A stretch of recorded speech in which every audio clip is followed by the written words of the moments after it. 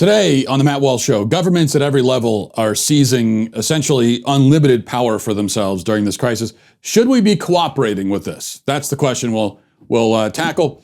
Also, 5 headlines, including another 30 days tacked on to the shutdowns, at least another 30 days. Can the economy actually survive that long? Plus our daily cancellation and much more, all coming up. All right. First of all, by the way, what are you guys doing about? I was thinking about this morning. What are you doing about haircuts and everything? Because I'm on the verge of letting my wife cut my hair for me because I don't know how much longer this is going to go on. And I was thinking, and I really have no commentary to offer on this except to say that when you consider barbershops and salons shut down for as long as they've been shut down, on top of men growing quarantine beards, on top of people just not grooming themselves in general, because they feel like they're not going to be around anybody other than their own family. And who cares if you're a disgusting mess around your family? I would say we are certainly at the perhaps the hairiest point in our history. This may be our hairiest moment, at least in modern history. So that's an interesting fact just to enter into the record books. But I would like to know what everyone is doing about the haircutting situation. That's I do believe we should try to be self-sufficient. That's one thing, though, that's difficult to be self-sufficient with that. All right, now, I have argued extensively that shutting down the economy, locking people in their homes, causing record-setting unemployment, et cetera, these are not the right measures to take to slow the spread of the virus. We're ruining the lives and livelihoods of many millions of people. We're plunging into an economic crash unlike anything we've ever seen before, all to accomplish something that seems to me could be accomplished, perhaps, arguably, in less costly ways. But there's another aspect to these shutdowns, one that I haven't been focused on quite as much because to me the economic fallout is seems to be the most urgent problem. But this is very significant as well, of course, that the government, both at the federal and local level, is claiming for itself more and more power each day that in many cases it does not actually legally possess. It doesn't have this power, it's just claimed it for itself. So let me give you a few examples of this, and we'll go from least serious to most, because something that is happening in New York City or might happen in New York City is just way beyond any kind of bounds. We'll get to that in a second, but a few examples from the past 24 to 48 hours. Someone posted this picture to Twitter. We're not told where this is exactly, but it says, has it come to this? Businesses being told to block off non-essential items they're not allowed to sell. Do we realize how dangerous this is to allow the government to dictate what's essential and what isn't? We've seen what they consider healthy. Slippery slopes here. And we see in the picture yellow tape blocking off some of the aisles. One of the aisles appears to be selling blankets and pillows, from what I can tell. The other has toys. We can't tell what else is being blocked off.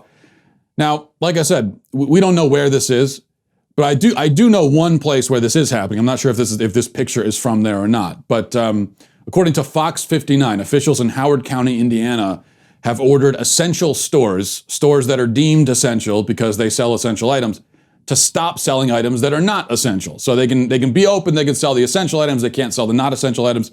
The Howard County Board of Commissioners has decreed that the following items are not essential: jewelry, furniture, home and lawn decor, toys or games, carpets, rugs, flooring, non-emergency appliances, music, books, magazines, craft and art supplies, paint, entertainment electronics. All of those are non-essential. Okay, now, the first problem that immediately springs to mind here is that if you're trapped inside, especially if you have kids, toys and games and craft supplies are pretty damned essential, it seems to me. They're essential to the psychological health of your children and your own psychological health as a parent, most importantly. I mean, the kids are trapped inside. They're not allowed. So in many places, you can't even take them to a park. You can't take them to a playground. And especially if you live in a suburban area. Now, fortunately, we live more out in the country, so there's plenty of places for them to go outside and run around. But if you don't have that, then what the hell are your kids going to do? You can park them in front of the TV, I guess, for hours at a time, days on end. But it's good to have things like games and toys and that sort of thing, so the kids have something to do. I would consider that pretty essential. I mean, at least it's not as essential as like water, but it's more essential than, say, a lot of the snack foods that a grocery store would sell. I assume like ice cream and cookies and that sort of thing. I assume those are still being sold, right? So what's more essential for a kid during a quarantine? Cookies and ice cream or, arts and crafts supplies? I know what he would say is more essential to him, what the young child would say, but as a parent, what would you consider to be the more essential resources to have at your disposal for your kids? So what, we've decided that all food items, or we haven't decided this, in this case, this Board of Commissioners has decided that all food items are essential, but most everything aside from that is not. Based on what logic? How have they come to this conclusion? And the other question, of course, is how does it significantly increase the danger of infection or of spread if I'm already in the store and I've been walking around the food aisles and then I stop by on the way to the cash register, I stop by in the game aisle really quick and grab Monopoly. If I've managed to navigate the food aisles without getting sick or without spreading a sickness to other people, then isn't it safe to assume I can repeat that feat for another minute or two as I go to a different aisle of the store? But the thing is, all those questions are sort of irrelevant.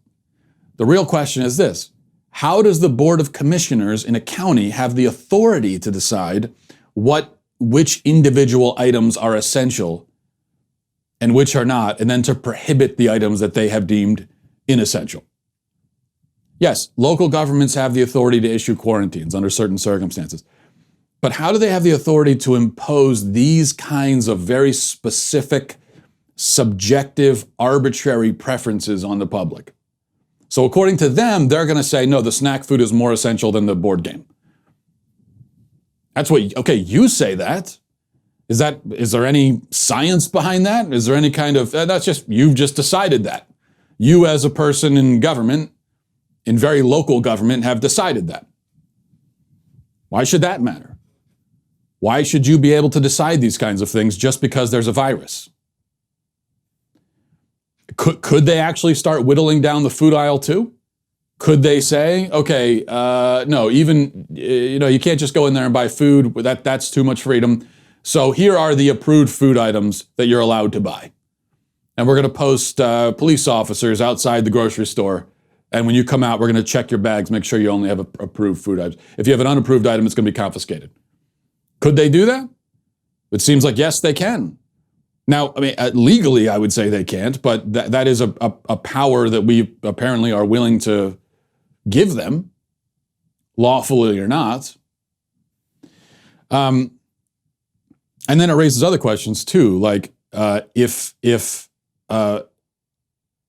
they can do this because of a health crisis, like a virus, well then, what about in normal times? Couldn't they say we have a health crisis of obesity and heart disease, and therefore you're prohibited from selling, if you're a grocery store, you're prohibited from selling such and such food items that contribute to that crisis? Couldn't they say that? Again, I would say legally I don't see how they could, but this apparently is a power that we're giving them, or that we're going to allow them to take. Where does it go from there? Before we move on, I want to tell you about Noom. And I think this is a very important thing as we're talking about food and everything, and especially as people are locked down and you're not getting as much exercise and everything that you normally would be getting. It's even more important to be healthy, and that's what Noom is all about. It's all about making healthy decisions, it's about helping you adjust your lifestyle, get into healthy habits. That's what I found to be so important about Noom is the way that it helps me form good habits, because I know I get stuck in really bad habits. And I'm struggling with that now, especially. I'm snacking a lot, because you're bored. A lot of it is boredom snacking, or, just the stuff is there. You've got extra food in the house. You're trying to keep supplied, and so you have to kind of ration it. And Noom can help with that as well. It helps you understand the psychology behind better decision making to make you smarter and put you in charge with moderation over restriction. It's not like there's good food or bad food or off limits food. It's just about that. It's about moderating and about having a strategy and how you eat, not just diving in head first, as I can tend to do. Now you could join the Noom community, pair up with a virtual coach to plan your strategy to reach your goals. Your personal coach and the Noom community are there to keep you in check and inspire you along the way. If you crave more knowledge, Noom's blogs and supplementary materials are there to satisfy your curiosity and make your health goals even more attainable. So shut off all the noise and sign up for your trial today at Noom.com/Walsh. That's NOOM.com/Walsh. Get personalized guidance at Noom.com/Walsh. That's Noom.com/Walsh. NOOM.com/Walsh. Okay, so meanwhile over in the UK, this is in the UK, but it's still relevant if you're in the United States, a tweet from the Warrington Police Department. It says, overnight, 6 people have been summoned for offenses relating to the new coronavirus legislation to protect the public. These included out for a drive due to boredom, returning from parties, multiple people from the same household going to the shops for non-essential items. Okay, these are people that have broken the new laws. That very important law of not driving out of boredom. Now, how do they know that people are out driving because of boredom or because they're returning from a party? How do they know that? Well, I would assume it's because they're pulling people over at random and asking them where they're going and why. I don't know how else they could possibly know it. And then ticketing them if the reason is not approved by the government. Again, there's a million problems here. Just one that I'll point to briefly is how does this not increase the risk of spread? You know, you've got someone just going out for a drive, assuming they're obeying all the traffic laws. Now, if they're not obeying the laws, if they're speeding or being reckless, then give them a ticket for that. But assuming they're obeying the laws and not putting anybody in jeopardy, they're in their car.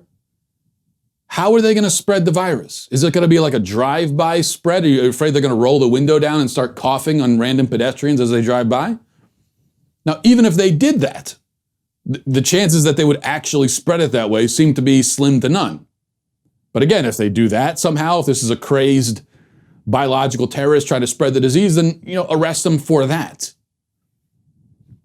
But if they're in the car and they're going for a drive out of boredom, I just don't see how they're putting anybody at risk. Now, you could say, well, they could get into an accident. Even if they're obeying all the traffic laws, there's a possibility of getting into an accident. Okay, yeah, there's a possibility, and then there's a risk of spread there. But where does that possibility come from? It comes because you got into an accident, and now you have to have interaction with the police, probably if it's a fender bender, or even with maybe you end up in the hospital. But so your way of mitigating that is to guarantee that every time someone gets in a car, now they're going to have an interaction with police because you're pulling them over, so the police have to interact. And the reason the police are doing that is because if they don't do it, then there may be more interactions with police. And then it doesn't make any sense. It makes no sense whatsoever. There's no reason to do this other than we have the power to do it.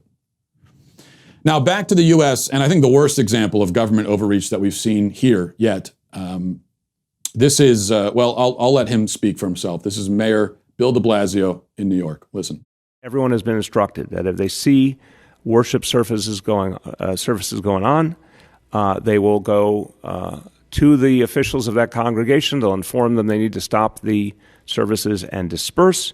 If that does not happen, they will take additional action up to the point of fines and potentially closing the building permanently.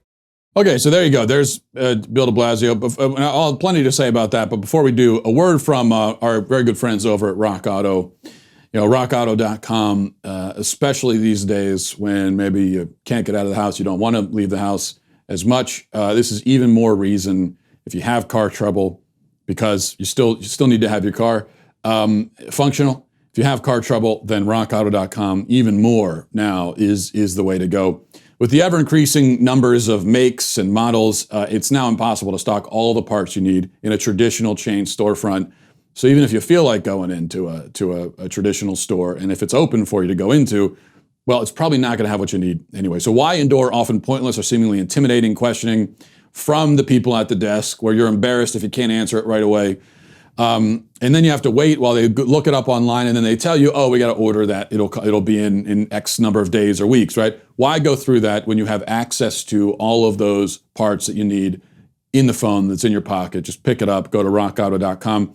One reason to repair and maintain your cars is to save money that you can then use for other important things like your mortgage or food. There are a million things you could use it for.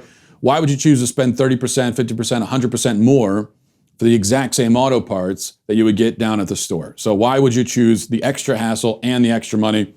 RockAuto.com is a family business serving auto part customers online for 20 years. Go to rockauto.com to shop for auto and body parts from hundreds of manufacturers. The rockauto.com catalog is unique and remarkably easy to navigate. Quickly see all the parts available for your car or vehicle, and choose the brands, specifications, and prices that you prefer.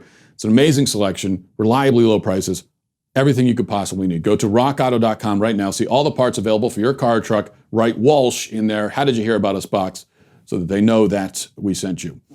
All right. So Bill de Blasio says that if you have a worship center open, it'll be closed, perhaps permanently. He might close it permanently, as in you can never open it again.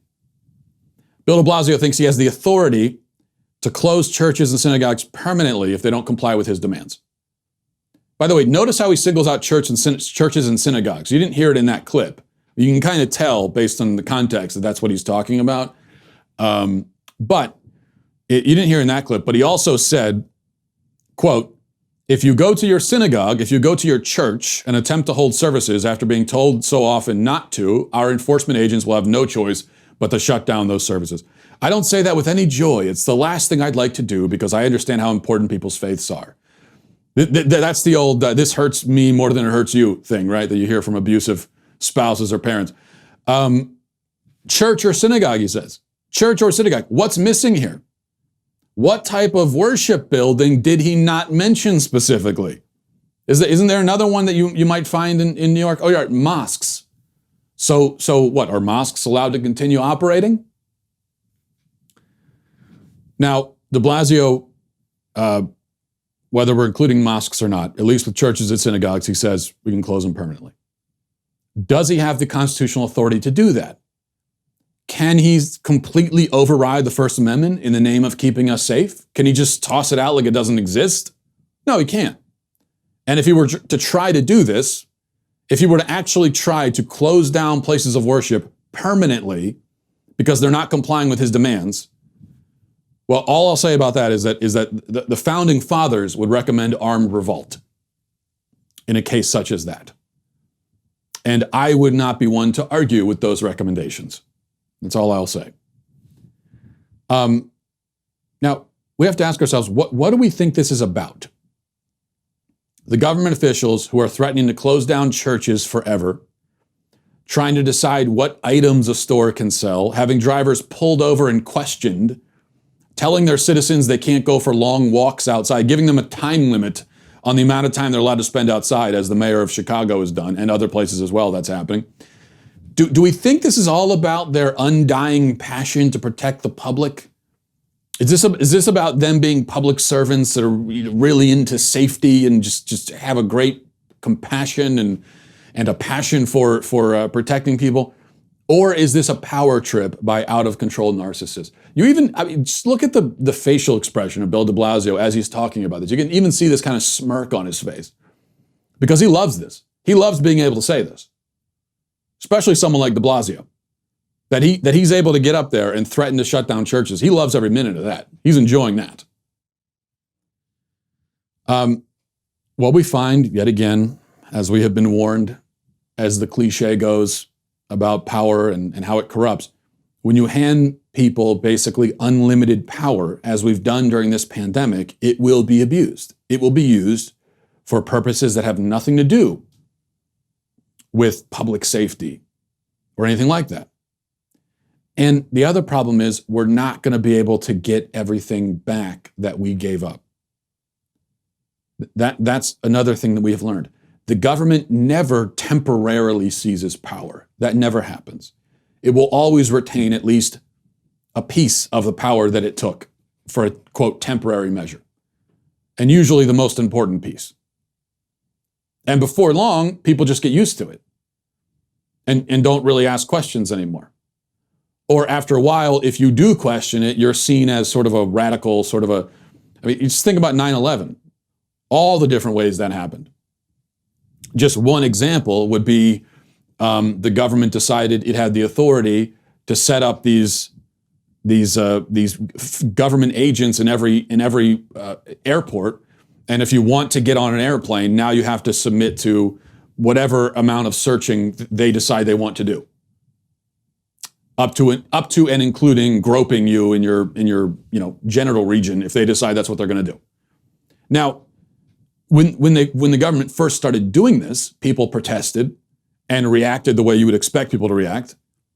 When the government just declares that, you know what, we can do this now. If you want to get on a plane, you're essentially a suspected terrorist, and the Bill of Rights is at least for the time you're going through TSA is suspended, and we can search you, and that's it. Even though you're not specifically suspected of a crime, there's no reasonable suspicion. The fact that you want to get on a plane is reason enough. At first, people protested it, but now everyone's kind of gotten used to it, and they complain a little bit. But if you actually get up there, as I have, and really propose that we should get rid of TSA and go back to allowing the airports to do their own security, because, by the way, 9/11 was not really a failure of airport security. It was a failure of government. Government had many opportunities to catch these guys before they did what they did. The government failed. And because of the government's failures, the government gets to take more power. Only in government does it work that way. You fail and you get more power. Your punishment is you get more power. So, but now, people protested at first, didn't like it. Gradually they got used to it. And now we're at a point where if you actually suggest we shouldn't have this, which is what, like half the country or more, when TSA was first proposed and first initiated, the majority of people would have said, no, we can't do it. But now if you really propose that we shouldn't have TSA, most people are going to look at you like you're some kind of crazy libertarian because they get used to it. How many things that are happening right now are we going to just get used to as a part of life? How many of the things that we all recognize as dramatic seizures of power now will we 10 years from now accept as normal? And so that if someone complains about it 10 years from now, they're seen as crazy, radical, libertarian, basically anarchists. That's a very serious question we need to ask ourselves. All right, before we go to headlines, if you haven't had a chance to see some of our new content called All Access Live, you should head over to dailywire.com, check it out. We unveiled it a few weeks ago, and it's a kind of more relaxed programming style, and we're sitting there having a conversation. Kind of a Q&A, but I don't really like to call it a Q&A because that makes it sound even more formal than it is. And I really enjoy doing it. I'll be doing it again on Wednesday, 8 p.m. Eastern Time, 5 p.m. Pacific. And all you do is you come by and like I said, we're all sort of isolated and quarantined, and this is a time for us to have a conversation. The show was originally intended for our all access members, but during this national emergency and time of isolation, we've opened it up to all of our members, and in doing so, accelerated the launch. So please join us. Let us know what you think about it. We'd love to get your feedback. And if you're around at 8 p.m. Eastern tonight, 5 p.m. Pacific, join us on All Access Live over at dailywire.com. Now, to headlines. Number one, to get the economy, the idea of getting the economy up and going again by Easter is now officially out the window, it seems. Trump yesterday said that social distancing guidelines will be extended another 30 days. But Trump also says that that's okay because we've saved 2 million lives already through these measures. Now, I'm not sure if Trump is aware of this or not, but the model that he's using to come to that number has been significantly modified. So it's not, I don't think anyone now really seriously says or proposes that millions of lives are at jeopardy. But either way, another 30 days. The problem, of course, is that the economy is not going to survive another 30 days. So you could say 30 days, you can keep everything shut down for 30 days. But the economy is going to be in ruins by the end of it. Millions of small businesses are already on a knife's edge. Many of them have already gone under. They don't have the financial ability to continue on for another month without revenue. It's not an option for millions of small businesses. And we say small businesses, we're not just talking about really small mom and pop type shops that have one employee, that's a family member. Yeah, we're talking about those too, but not just those. We're talking also about companies that employ dozens of people. there aren't many businesses in America that have the ability to go to zero revenue for 30 days or more. Really, by the end of 30, it'll be it'll be over 40 days if it even ends at that point. The vast majority of businesses in America do not have that ability. They don't have those kinds of cash reserves laying around. Remember, 3 million people were officially put on the unemployment rolls the first week of the shutdowns. The second week, this past week, we don't have the official numbers yet, but if you look at the state numbers, you can already tell it's probably going to be more than 3 million. And so we're entering a point where every successive week, the unemployment numbers will break the record set by the week before it. And those are just the official unemployment numbers. We're not even talking, those are just the people who can apply for unemployment and do, because, and are actually able to get through because unemployment websites across the country are crashing and shutting down. The phone lines are jammed. So the people who actually successfully apply for unemployment, they're going to be a small fraction of the total number of people who are actually unemployed. So what will the actual unemployment number be on April 30th? I don't know, 60 million people, 70, 80 million, I don't know. We are charging headfirst into a catastrophe, and it's become clear to me that as we do this, a lot of people don't realize two things. Number one, they don't realize that the government does not have a magic wand. And so the government can't magically just freeze the economy in place and then come back 40 days or 3 months later or however long and zap it again with the magic wand and everything goes back to normal. The government can't do that. The government also does not have the godlike power to resurrect something that is dead. And if the economy dies, the government can't perform a belated Easter miracle and resurrect it. It's not going to happen. Because those businesses that have gone under, they're gone. They don't magically come back to life.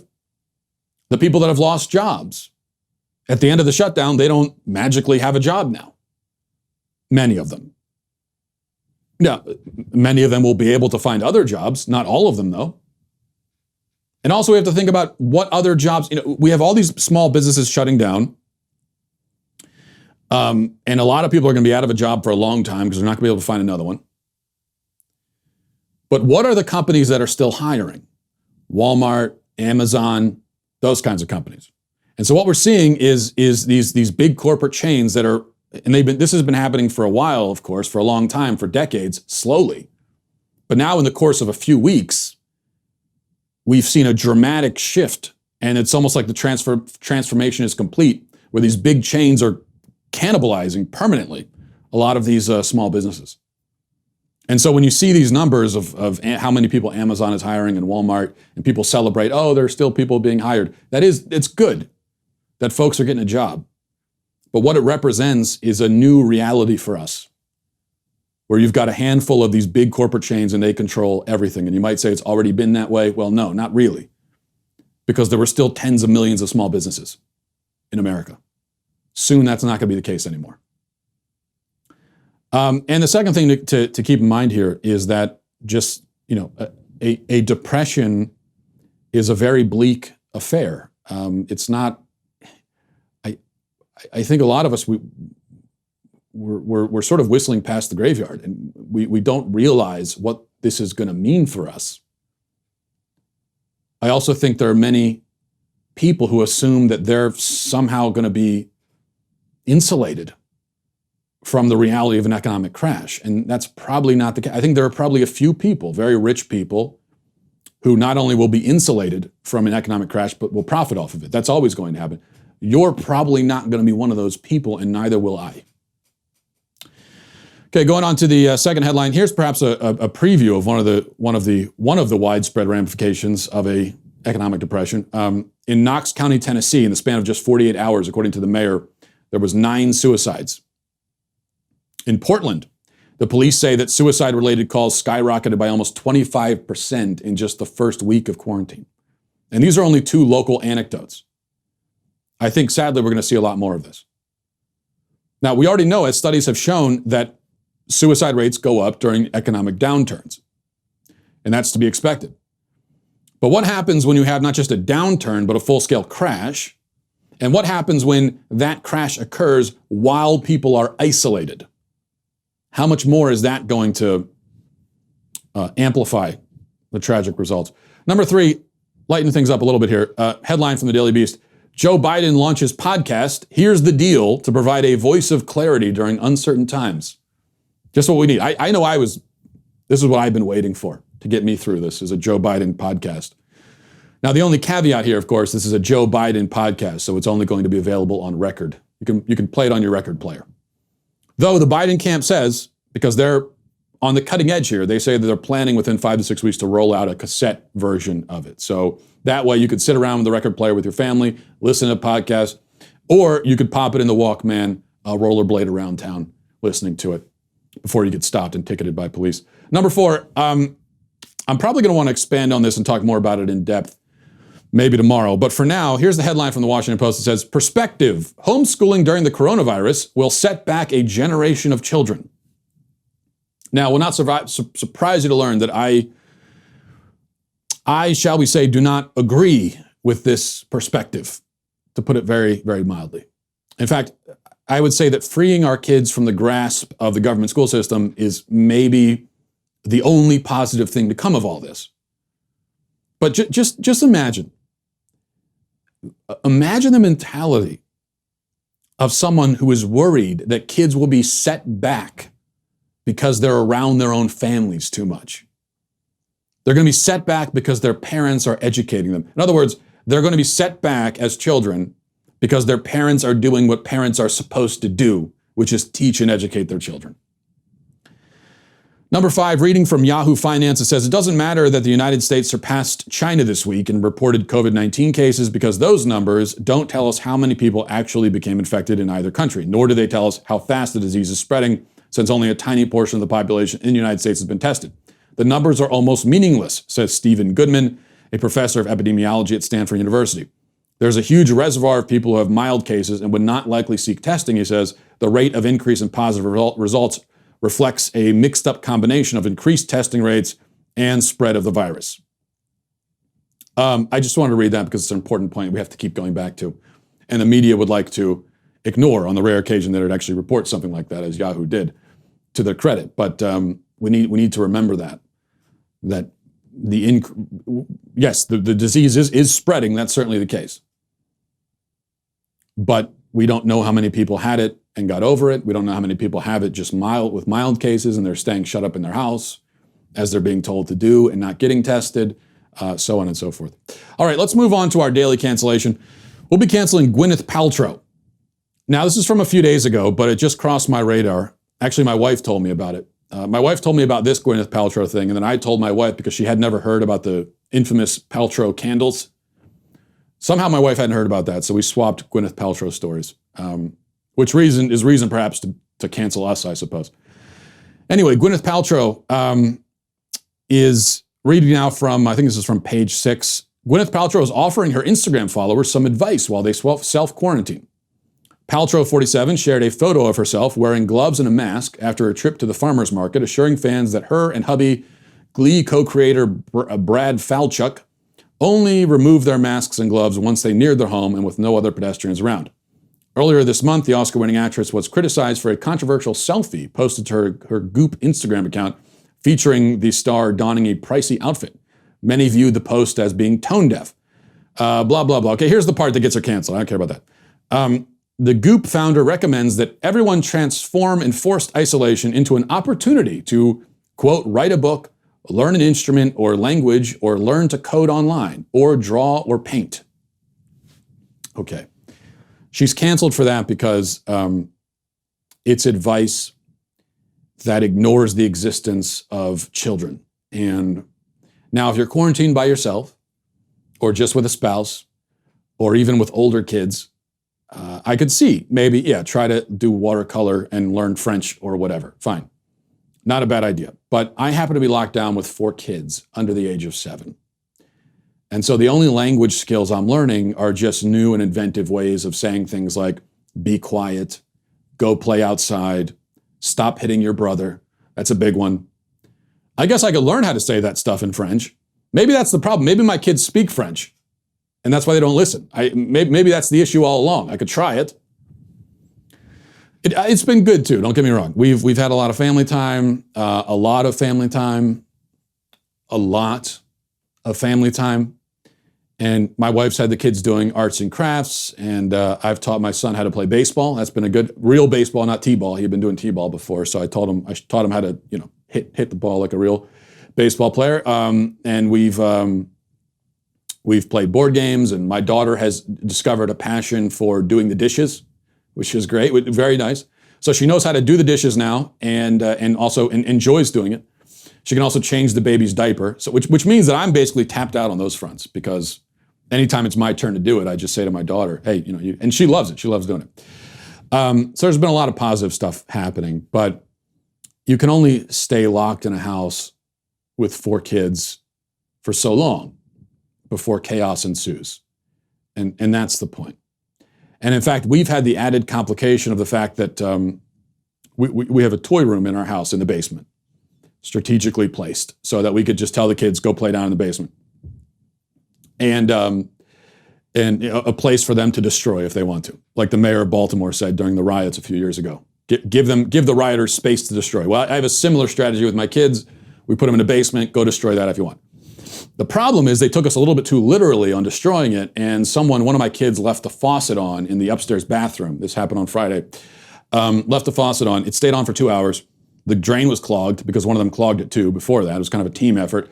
And it spilled over and flooded the whole bathroom. The water dripped down into the basement. It's into the ceiling. The ceiling is like caving in now, and it went into the HVAC system. And so now we got to bring people out, do a whole demo, which is really interfering with the self-isolation part of it. So it's a whole thing.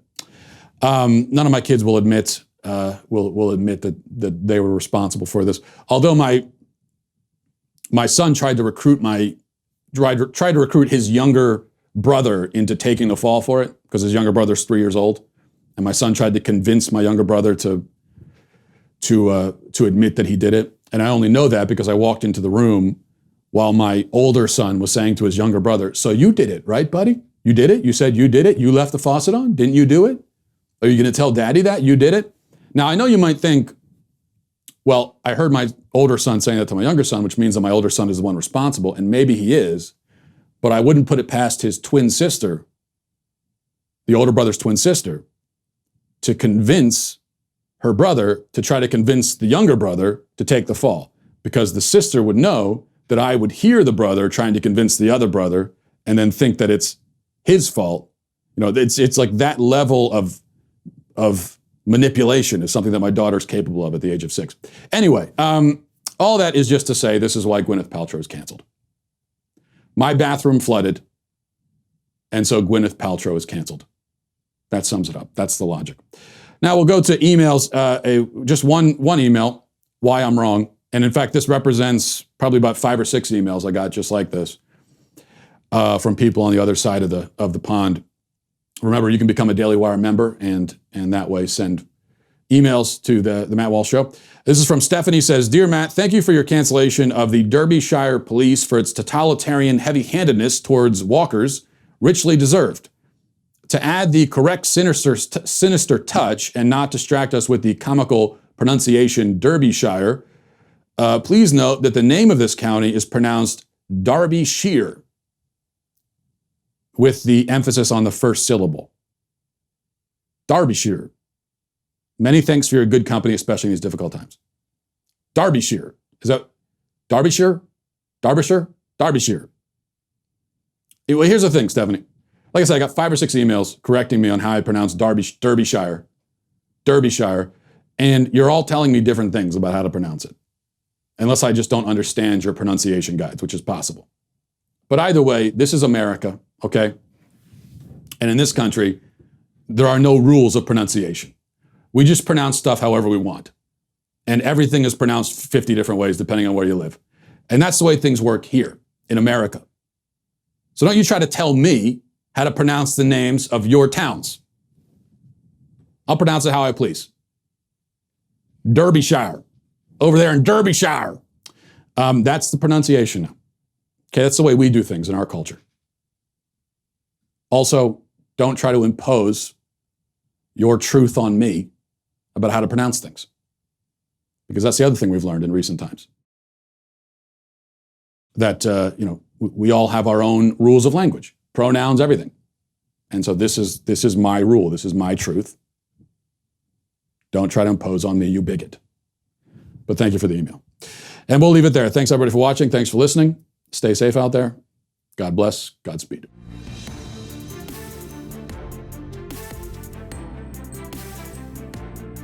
The Matt Walsh Show is produced by Sean Hampton, executive producer Jeremy Boring, supervising producer Mathis Glover, supervising producer Robert Sterling, technical producer Austin Stevens, editor Danny D'Amico, audio mixer Robin Fenderson.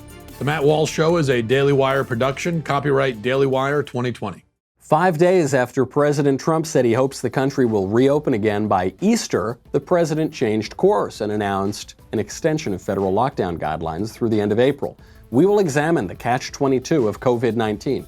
Then, the World Health Organization continues to bungle coronavirus, but never fails to parrot Chinese Communist Party propaganda. We will take a look at the WHO and why it needs to go. And finally, New York Mayor Bill de Blasio threatens to shut down churches and synagogues permanently if they have the audacity to hold religious services during the pandemic. All that and more. Check it out on The Michael Knowles Show.